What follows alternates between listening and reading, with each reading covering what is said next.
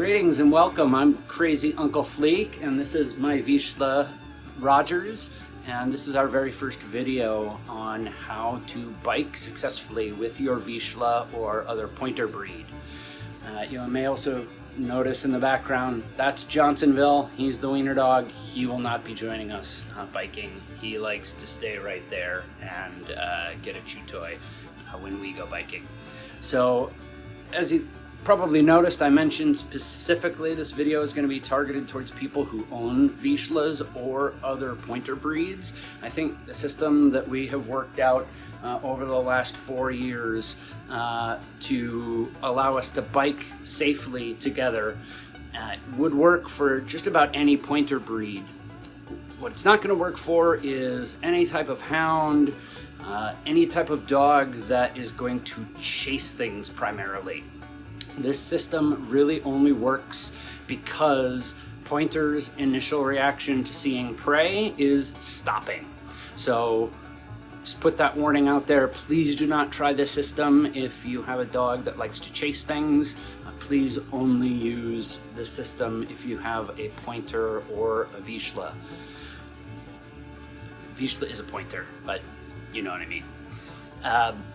Also, up front, I'm going to say, and I will make this point again later, start slowly, start in areas where there's not a lot of bike traffic, start in areas where there is no car traffic for certain, like a dedicated mixed use trail, but something that is also wide.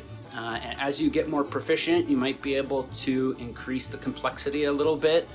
You'll also want a path that doesn't have a ton of trees right along the edges of the trail. I'm not saying it can't go through the woods, but make sure that there's a good enough distance between the edge of the trail and the trees so that if the dog gets to the edge of the trail, you can call them back before they get off into the trees.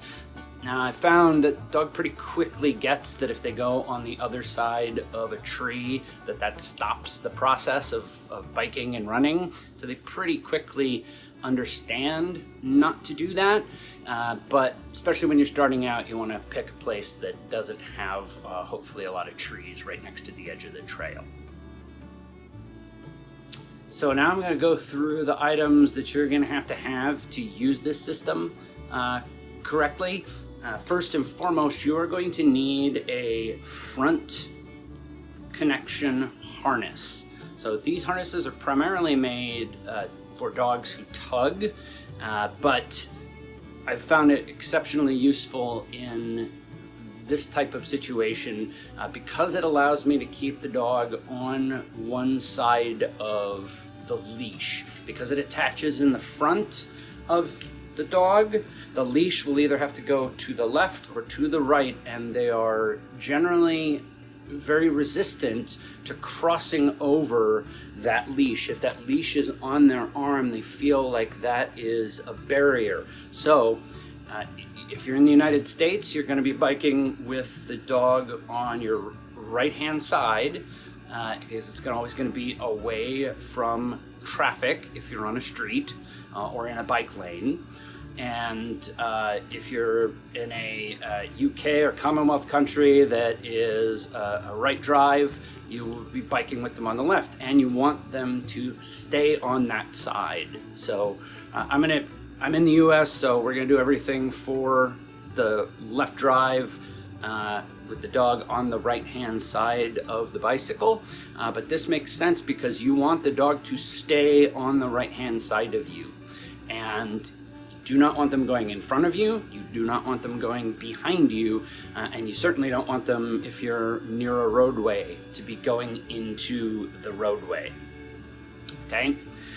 This also allows you to know that if the dog does stop, that you're not going to be wrenching their neck in any way. Now, the other end of the leash is going to be attached to the bike in a way that it releases, and we'll get to that in a bit. But this also is going to make sure that should something go wrong, the dog isn't getting wrenched around by its neck. Instead, it's being dragged by the front of its chest, underneath its arms, and it's not nearly as dangerous. Now, Vizslas and pointers are super strong, so it's unlikely that you would really damage their necks terribly, but absolutely, the dog's safety is our number one concern, and after your safety. If you're not safe, then the dog can't be safe, but in that order, your safety first, dog's safety is absolutely at the top of our list. So you have to have a front connection leash. Now this brand is called Easy Walk. You can get them all the major big chain pet stores and many smaller independent pet stores as well. There's also a brand called Halti, H-A-L-T-I. Also is perfectly fine, but any kind of front connection leash where the connection is in the middle of their chest, and we'll show how this goes on in just a little bit. Second thing you're going to need is a retractable leash. I like to use a 16-foot retractable leash. This is short enough that it keeps him relatively close, but it's long enough that his pointer instinct of wanting to wander off a little bit or ahead a little bit is allowed. Okay, you also have to have the stop. That's very, very important. So a retractable leash with the thumb stop. This brand is the Flexi brand, also sold at a lot of big major pet stores, but there are also a number of different brands for this style as well. I prefer the band as opposed to the cord because if it does catch on you, it's much less likely to give you a rope burn. But generally that shouldn't happen. Also does allow you to grab the actual leash itself if you can't get to the handle, and it's easier to wrap that around your hand and control the dog if for some reason while you're on the bike you can't get to the actual handle and you need to control the dog. So next thing you're going to need is some kind of carabiner. I originally started with this big carabiner I got, I think, at a Cabela's or Dick's Sporting Goods or some other kind of, maybe it was a Bass Pro, some kind of outdoor sports equipment store. It is not a climbing carabiner. It was just a giant carabiner. I think you can also get them at truck equipment stores for like attaching things to pickup trucks. This one is broken, so I stopped using it, but it was super big and it goes through the handle and creates another handle for the leash. I now use this double carabiner system that I got from actually a climbing store I think I got it in Montreal actually, and this works super well also. This size carabiner does fit through and connect to the leash. Okay. Then lastly, the only other piece of equipment that you're going to need is go to the hardware store and get a roll of 10 gauge wire. About $5 or $6. This is, I think, 10 feet of 10 gauge wire. I'm never going to use this much. I've used a small section of it. A thing about the 10 gauge wire is that it is pliable, so that you can bend it relatively easily. So you see, very bendable, and you can shape it.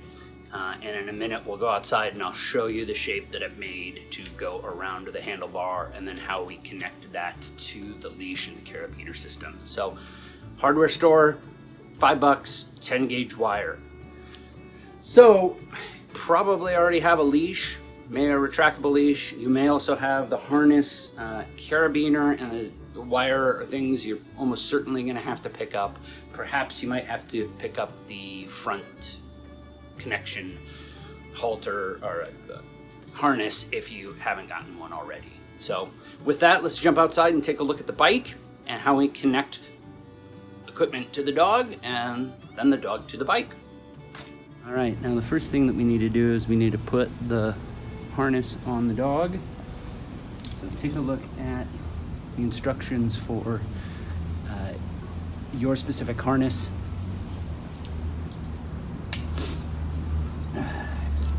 Get them set up.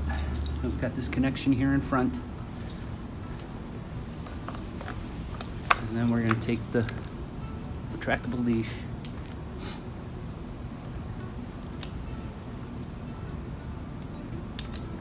And connect them up. All right, so our next step is we're gonna take a pair of wire cutters. This is just on a regular needle nose pliers. Cut yourself off a piece of the 10 gauge wire about 12 inches long, roughly 12, 14 inches long. The first thing that you're gonna do is you're gonna bend each end so that it's not a sharp protruding end any longer. So essentially just wrap it around like that.